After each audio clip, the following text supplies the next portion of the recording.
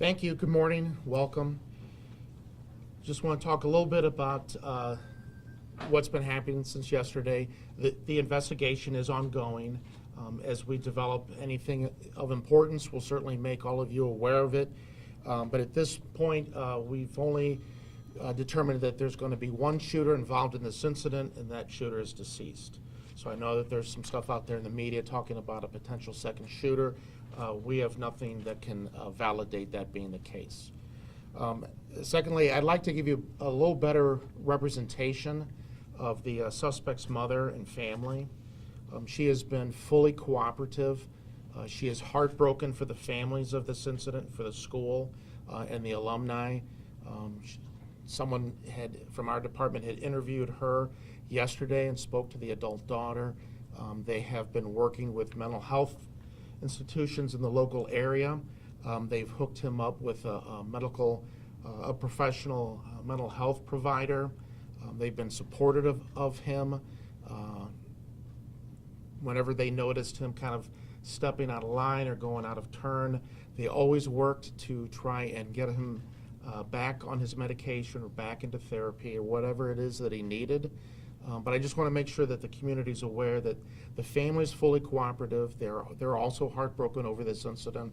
And the impression that I get from the investigator who spoke to the mother is that they've done everything that they could possibly have done, but sometimes that's not enough.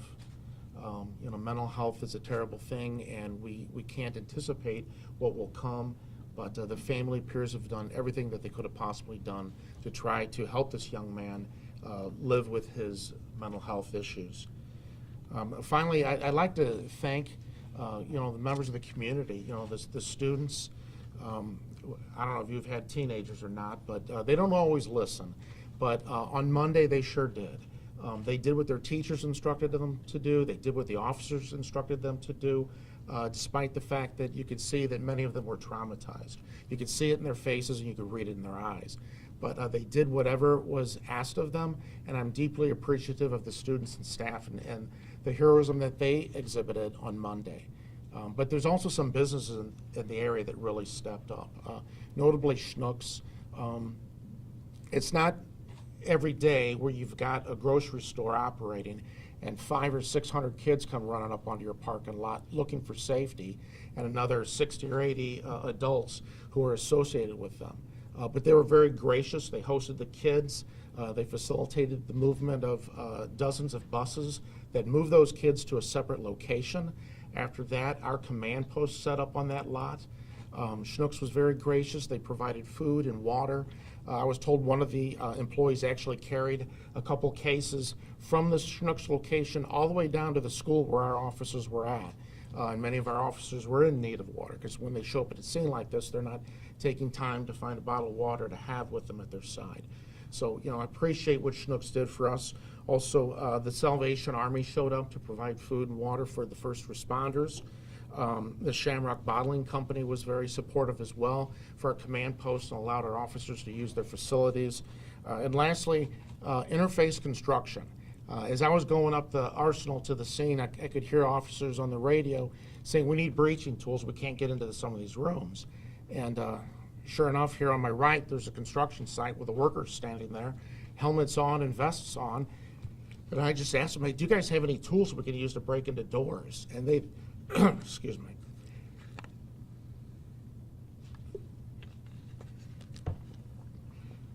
And several workers who gathered up an armful of tools and gave them to our officers. So something as simple and mundane as some tools can mean the difference between the life and death of a child or a parent inside that building. So it may not seem like a lot, but it was a powerful gesture. So I appreciate those workers who provided us with those critical tools needed at that time. But so I really appreciate the efforts of the community who worked closely with us and supported us during that difficult day. I'd like to introduce now the special agent in charge of the St. Louis Field Office of the FBI, Mr. Jay Greenberg. Thank you, Chief. So I want to talk very quickly about the increase that we've seen in hoax threats for additional or follow-on school shootings. We have seen this unfortunately nationwide since Columbine happened in 1999, that after a school shooting, we do see a rise in hoax threats in an area where we've had a school shooting. That has happened here. Really want to talk about this from a wellness perspective, however. These hoax threats that come from the area are very easy to investigate, and we generally find the people very quickly who have made the hoax threats. Because of the volume, however, in the threats that we have seen over the last several days, your students who are in school across the metro region are seeing an increase in police presence in each one of their schools. The volume has been so great that we're not able to get out and identify and make contact with every single person who has made a hoax threat at this time. So the easiest way for us to address that as a law enforcement group across the metro area is simply for all the local police departments to assign armed resources to be in the schools. So as parents, you should be aware that means that as your children are trying to process what has happened here on Monday in the school shooting, they are also seeing an increased armed presence every day in their school, regardless where they are across the metro region, which is leading to additional trauma for those students. We also had a school go on lockdown due to one of the threats on Tuesday. Again, that's more trauma for our kids. So we want to make sure that parents are aware that these are hoax threats. We do not believe there are any credible threats ongoing in the area that we are currently tracking. There is an increase in armed law enforcement in schools across the metro area, which is straining already strained police resources. So if you have a child who has a smartphone and they are hearing about a hoax threat or contemplating a hoax threat, as parents, we're asking you, make contact with your children, make sure they know that is illegal, it is a crime, we will investigate it, we will be coming to visit you at home through some level of law enforcement to run those threats to ground, but it is increasing the trauma that all of our students and teachers are experiencing. And so we ask for everybody's help here to make sure that we get these hoax threats ramped down so that law enforcement can do the job we need to, and we can continue to get the services out to all the victims of this and to the broader community. So thank you very much, and now I'll hand it off to Mayor Jones. Thank you. The past 2 days have been a whirlwind for all of us. And as I've heard from students and community members and witnessed firsthand the devastating ripple effect this has had on our communities, I've grown from sad to angry. I'm angry because in the hours that followed this incident, several politicians who will remain nameless decided to use the pain of our community to score points or to energize their base. We should be using this as a time to wrap our arms around our children, our babies, who by no fault of their own went to school Monday morning to learn and will be traumatized for the rest of their lives. I'm angry because as we watch mass shootings sweep across the country, Uvalde, Buffalo, Highland Park, it seemed like only a matter of time to parents before it hit closer to home. And tragically, that happened Monday. That's what happens when the people with the power to take action to get guns off our streets and protect our children refuse to do so. I'm angry because as I have remained laser focused to transform public safety in this region, making St. Louis a safer place for families, including my son, people are using St. Louis as a political talking point. The time for thoughts and prayers are over. It's time for action. But the actions of the Missouri legislature in recent years have made gun violence far more likely to occur in our city and state. Whether it's dismantling the permitting process, passing a nullification law that makes it harder for local law enforcement to do its job, or by failing to take action to empower loved ones to temporarily remove firearms from a person in crisis at risk of harming themselves or others. And now, their inaction in the face of senseless violence is leaving communities across our region feeling powerless. As co-chair of Mayors Against Illegal Guns, I'm working with fellow mayors across the country to try and hold gun manufacturers accountable. If we can regulate a product as dangerous as tobacco, we can regulate weapons of war. If you have to register your car, you should have to do the same for a weapon that can injure and kill. If the state won't act, we need federal action to keep our babies safe. The Bipartisan Safety Act passed earlier this year is a good first step by encouraging states to enforce red flag laws. But it's just a first step, and there's so much more work to do. And it was so encouraging to see so many senators, including our own Senator Roy Blunt, cross the aisle to vote in favor of common sense gun safety laws. We can do it again. I echo the White House's call to renew the assault weapons ban and urge the Senate to take action. No one can watch what happened here in our city this week or anywhere in the country and think that doing nothing is working. In St. Louis this year, more than 100 children have been victims of gun violence. And as a mother, their pain and that of their families breaks my heart. And everyone here today understands how the trauma of gun violence ripples across our communities, our neighborhoods, and our schools. But though I'm angry, I'm also proud of the way that our city has come together to support our students and staff. Every year, St. Louis earns the distinction of being one of the most charitable cities in the country. And witnessing the collaborative efforts that our chief talked about, and the collaborative efforts among city departments and organizational partners, the grassroots efforts from our Congresswoman Cori Bush, and the sheer outpouring of support from community members has given me hope that our city will rise again. I hope that our leaders at the state and federal levels of government take note. In St. Louis, we know how to mobilize. I'm proud of our city for always putting in the work. And now I'd like to turn the mic over to Congresswoman Cori Bush.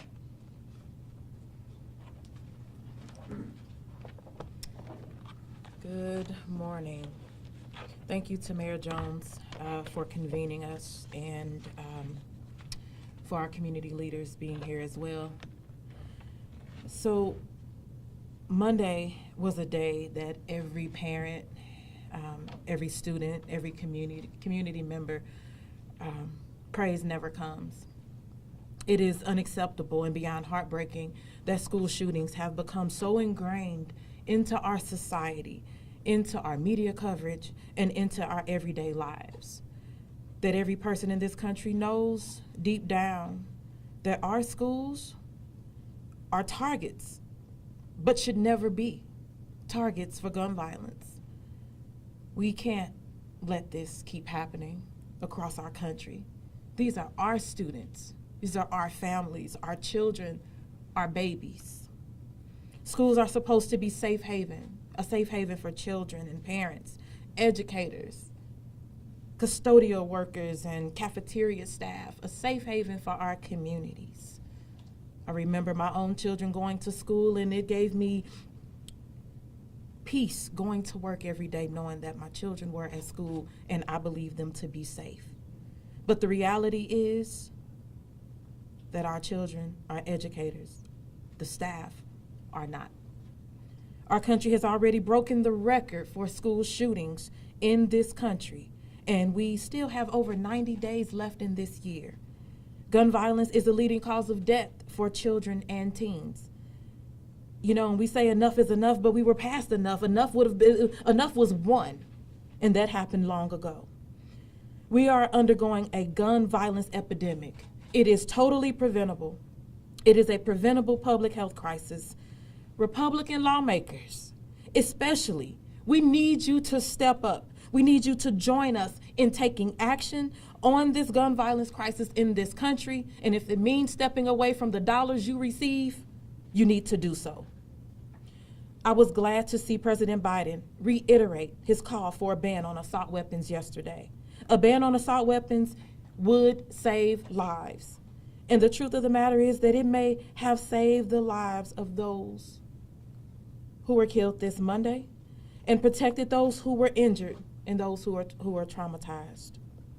The House passed a ban on assault weapons. We did that back in July, and the Senate needs to act. And like our mayor said, the Bipartisan Safer Communities law that passed earlier this year, it is a good first step, but it's just the tip of the iceberg of what we actually need in this country. My team and I, we are working relentlessly to introduce and advance gun reform policies rooted in public health to protect and address the needs of our community and communities alike.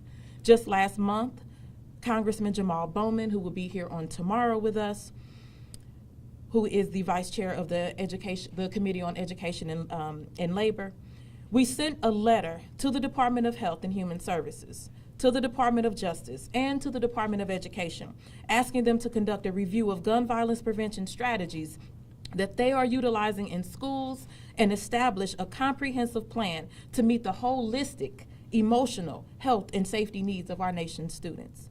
I introduced the Helping Families Heal Act alongside Leslie McSpadden, who is Michael Brown's mother, to fund mental health resources for families, communities, and students who have been traumatized by violence. I also introduced the People's Response Act, which would adopt a new approach to public safety that understands that true public safety must be rooted in a public health response. Tomorrow, I am hosting a town hall on school safety tomorrow, October 27th at 6 p.m. at St. Louis Community College, Florissant Valley. This town hall is open to the public. It will provide an opportunity for community members to come together and hear from students. We have a panel. Hear from school administration officials, as well as the mental health experts, therapists, elected leaders, and more. And those who offer resources, such as many of our community advocates and organizations. And you will have the opportunity to ask questions.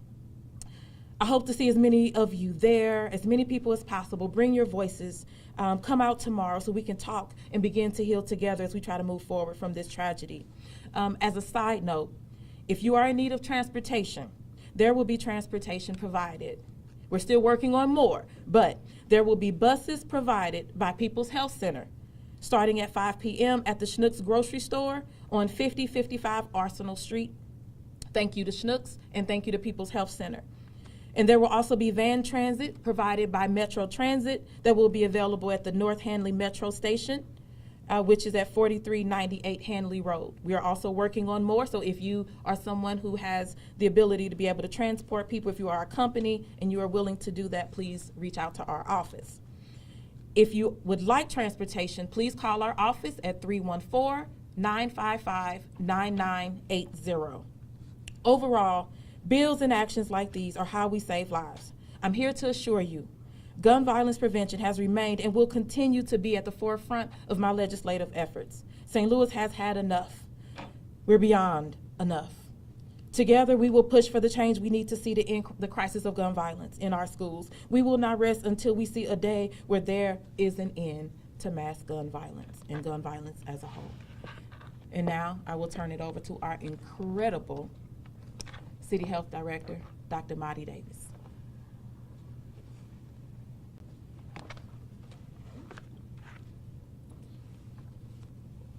Good morning.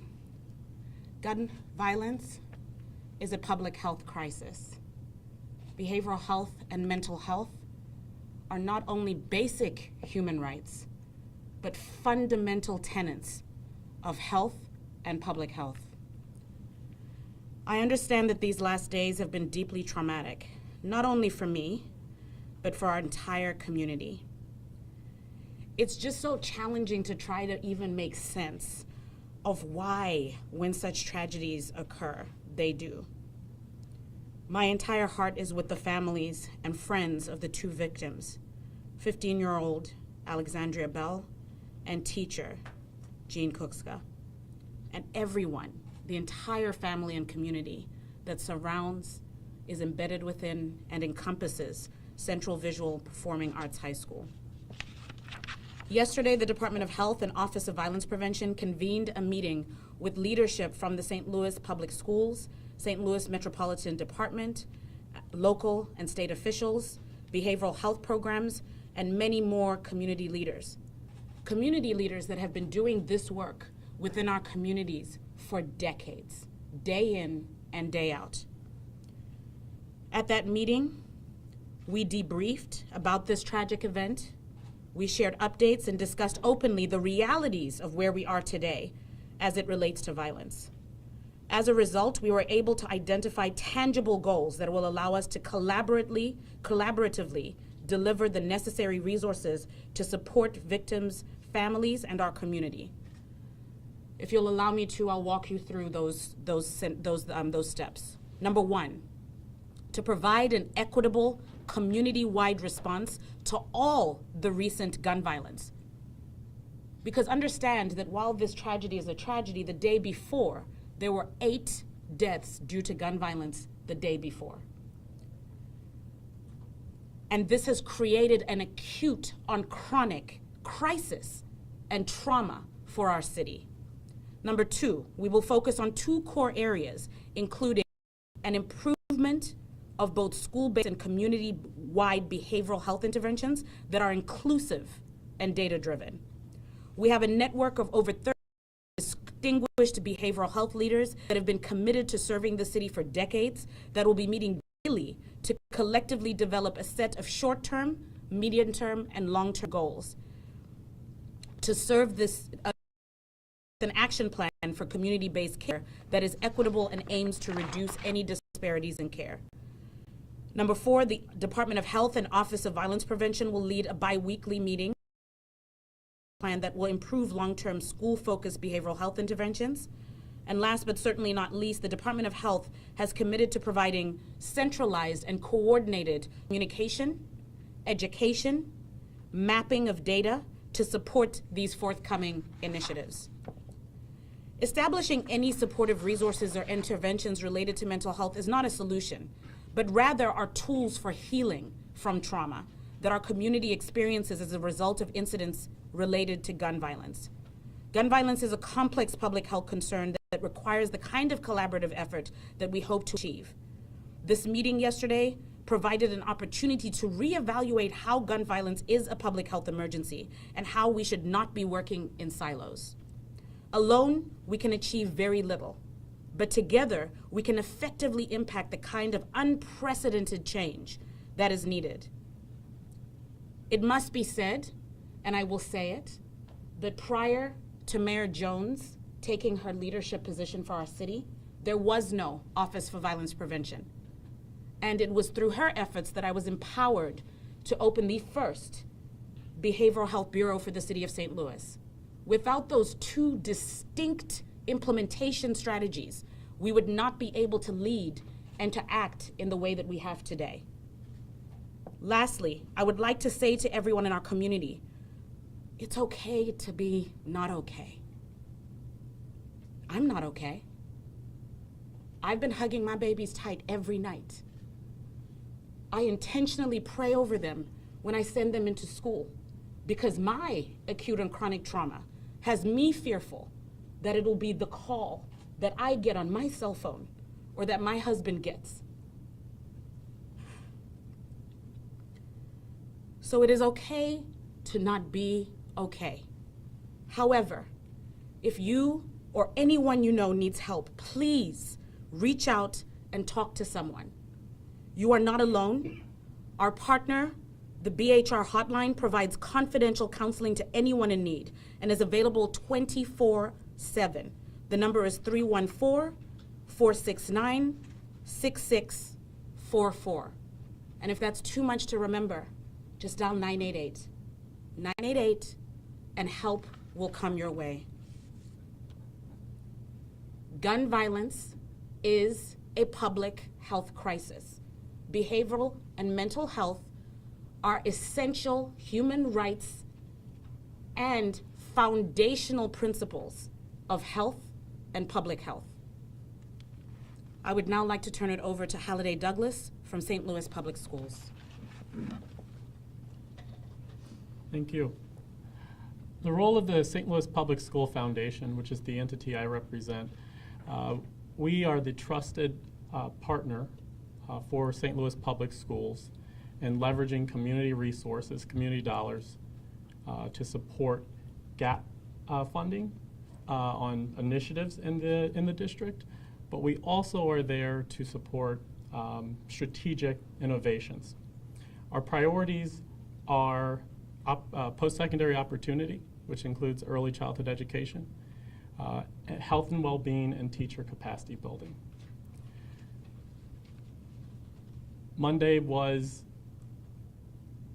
exceedingly unfortunate and tragic, and it shook everyone in St. Louis, and particularly the families of those who were lost, and the families at Collegiate School of Medicine and Bioscience and Central Visual Performing Arts High Schools, which are both co-located on the same campus. In the last 48 hours, the foundation has spent a number of hours and really focused on queuing up mental health resources, and particularly practitioners, so that when the district needs them, they're ready. We've also been in conversation with several business leaders and philanthropic leaders in the area who have expressed care and concern and offered whatever they can do to support. Our job, again, has been to raise those dollars, hold those dollars, and invest them in district-specified need areas. Our priority right now, obviously, is creating resources and support to help the families and the schools directly around Monday's tragedy. Long term, we have a health and well-being priority. And so, while we are foot soldiers for the district in the now, just really trying to make sure we are ready and primed when we are needed and how we're needed, we are also making sure we are ready and primed to actually address an issue that's been going on in St. Louis for quite some time. Monday's events were symptomatic of this larger crisis of health and well-being. And what we wouldn't want people to lose sight of is the fact that issues like Monday, they're connected to a greater picture, that the community needs to come together and must come together to support. And what's been amazing is in the last 48 hours, we've received more calls, more emails, and more gifts, just trying to problem solve, not just around the acute issue. What's been amazing is that people do understand that this is part of a greater context that needs to be addressed. We have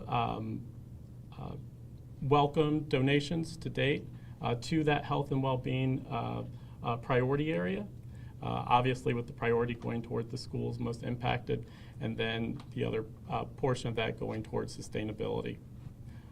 People who wish to give can give using the foundation's website, slpsfoundation.org.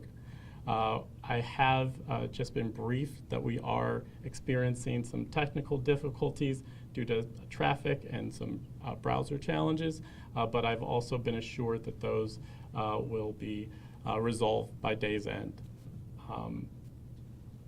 I just want to, as a child that's attended St. Louis Public Schools, as a former educator in St. Louis Public Schools, and as someone who, just believes in the world of Dr. Adams and his leadership, the district leaders that he's charged to really problem solve are doing their very best to address this. Their first priority has been on triaging and containment and making sure they're managing crisis. They are now assessing needs on an ongoing basis, and as we know more, we will get more specific about what the individual needs are. But I know the district, and obviously the St. Louis Public Schools Foundation is just very grateful for the support, and we really do hope it continues in perpetuity. Thank you. All right, we'll open it up for questions. Chief, I have a question, if I could please, about the gun and the notebook. Were we finding out about the chain of ownership history of this gun? Does it have a serial number? Do we know where it came from? And the notebook, very interesting yesterday, the insights it gave us. Any more things you're gleaning about the gun? Sure, so start with the firearm. There is a serial number on it. It's been shared with the ATF to perform a e-trace on it, a trace on from manufacturer to the original company that would sell it. We're working on that. That's an open investigation that's separate from this active shooter or homicide case. So I won't talk about that open investigation at this time, but that is being looked into. You know, tracing firearms is a difficult thing from owner to owner, especially if it's done in a private manner. Originally, when you go in to buy a firearm, you know, there's a record of that, but if it is passed on to an individual citizen and that citizen then sells it, that creates a challenge for us to try and go backwards and see where it came from. In regards to the notebook, I wanted to share a little bit from that notebook with the community, so I think all of us can better understand the mindset of the individual that he was in at that particular time. Detectives are going through it. I believe it'll be important at some point here to share that with a professional psychiatrist. I remember after the ABB shooting, we had the department psychiatrist review a number of items and conduct some interviews and helped to provide us with some greater insight into, you know, that individual and what led up to that incident. And here we're hoping that, it's my hope that if we can have a professional review it once we're done with it, offer maybe some insights that we could share with the community, with schools or even businesses, because it's not tied necessarily to age or the mind. I'll give you Is some. there anything else you've heard from investors? What leaps out to you like yesterday about the notebook? I mean, why did he target the school, or did he target individuals at the school? Anything more you can tell us? Sure. The school was the target. There was a disconnect between him and what he felt was the school community. He felt isolated and alone. I think those two paragraphs that I had read really kind of summarize what was in his mindset. But the school had, from his apparently,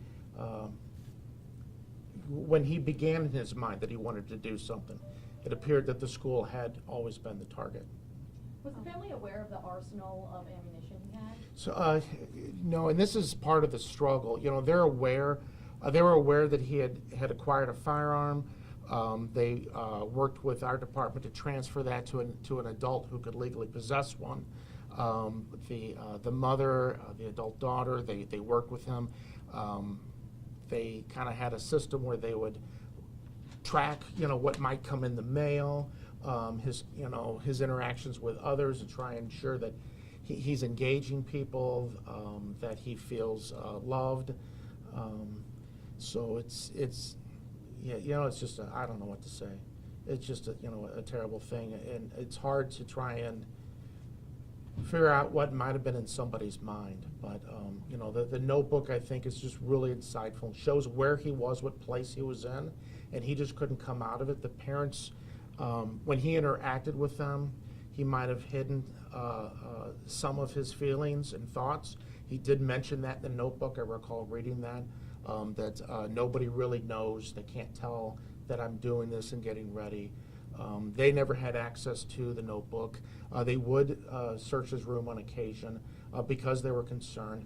But like I said, they were constantly in touch with the medical providers who were providing medical care for him.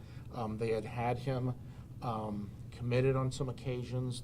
They were just really very engaged and attuned to him, you know, when he went to work and everything. So, you know, mental health is a difficult thing. You know, it's hard to tell when somebody is going to be violent or act out, or if they're just struggling, they're depressed, and they might self-harm. But you know, I've got to give credit to the family. They made every effort that they felt that they reasonably could, and I think that's why the mother is so heartbroken over the families that paid for his episode. Do you know how long he had the gun in his possession? We're trying to go back on a trace of that, but it's going to depend upon when the purchase was, so and how he purchased that. But we're hopeful that we can come up with some information on it, and we're trying to track that down now. Did his family know when he bought it? No, they don't know when he acquired it either, and that's hopefully we'll be able to come up with some information on that. But you can you Captain. It's, Do you know how the patients are doing in the hospital? I haven't heard an update. I know Two, I believe it was young ladies, had broken ankles from jumping out of windows, and the others were by gunfire. We did have one officer had some cuts on his arm from going through a window or doing something with a window. But everybody else who survived that day seems to be in a good place right now. But if we do get an update on their condition, we'll be sure to pass that through our media office. So if they were aware he had a firearm, was it this gun and they had tried to take it from his possession before? So what they did is they contacted us and said that he had a firearm. I believe it could have possibly been this gun. The officers in their response handed it over to somebody else, an adult who was lawfully able to possess it. The mother at the time wanted it out of the house, so they facilitated that. This other party had it. How he acquired it after that, we don't know. That's what we're looking into. That'll involve some continued So interviews. this issue of him trying to buy from a gun show and being turned down, would that have red flagged him in the system and that's why he had to go to a private seller?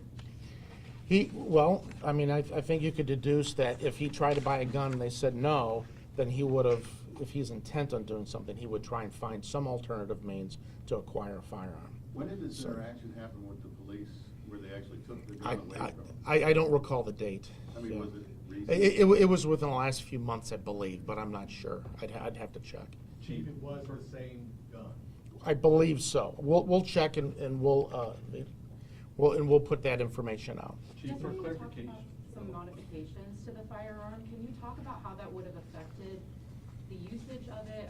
I know we heard some students saying that maybe it jammed and that prevented him from firing for a while, or do you believe it was that missing piece that might have made it too hot to use? Well, in the image we saw yesterday, there was no forward handguard, which would cover the dark colored, larger diameter tube is the barrel. Above it, the silver with a little dip in it. That's going to be the gas tube, the port that blows gas backwards into the chamber. That's covered normally by a handguard. That was missing. Again, that was just my first observation of it. Now, the firearms examiner would be able to tell us when they complete their examination of the weapon and test it if there was anything mechanically wrong with it. But just from my observations, and I'm not a firearms examiner, it didn't look to be in the best shape. So that could have been, yes, that could have been one of the reasons why he might have had some difficulty. So you talked about your investigation into finding out who might have been part of this private sale. There are some people talking about the Missouri Second Amendment Preservation Act, and that might prohibit local law enforcement like you turning any information into the FBI or federal investigators. What is your interpretation of that, and do you believe that any findings that you have might not be able to be turned into a higher authority? If I find something out, I'm going to pass it along. Chief, That's just public safety. May I just follow for clear? There was a dance instructor, Ray Clark, who said the gunman pointed a gun at him and then pointed it away. And I just want to clarify, did he target the school in just a general way, or were there specific individuals that he was looking for to get some sort of vengeance? Sure, but as far as pointed at him, pointed it away, we'll never know. Maybe he pulled the trigger and it malfunctioned. Maybe he didn't want to shoot that individual. I don't know. Remember, he had a mask on, so the people there weren't really sure who it was themselves. But I believe he did have some individuals he wanted to target. But I think the school in general, I know. Was the health teacher one of them? I don't recall, and I don't know the health teacher's names. If was included or not. Chief, if you're able, and I apologize if you mentioned this before. Sure. Are you able to say where the gunman entered into the school? Yep. We're not going to talk about where or how the gunman entered. I understand that that's something everybody would like to know. But the reality is every building, a school, a business, a police headquarters has weaknesses. And so what we try to do is harden those buildings to protect the individuals inside, or in some cases secure items, or evidence that we might have here. So to share that kind of information could adversely affect the school district that is working.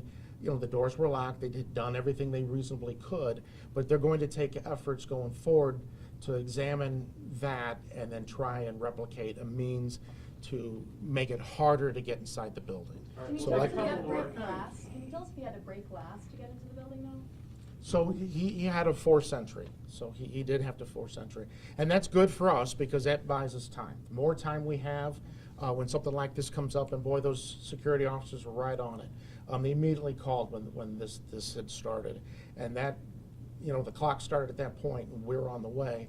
And by having some delay, it bought us some time to get to the building. All right, last Did someone one. break glass to enter? There was forced entry. For the mayor? Will any surveillance video be released? I know that the FBI has that right now. Will any be released and why or why not? The FBI has what surveillance video? You mean? Surveillance video that's been handed from the school.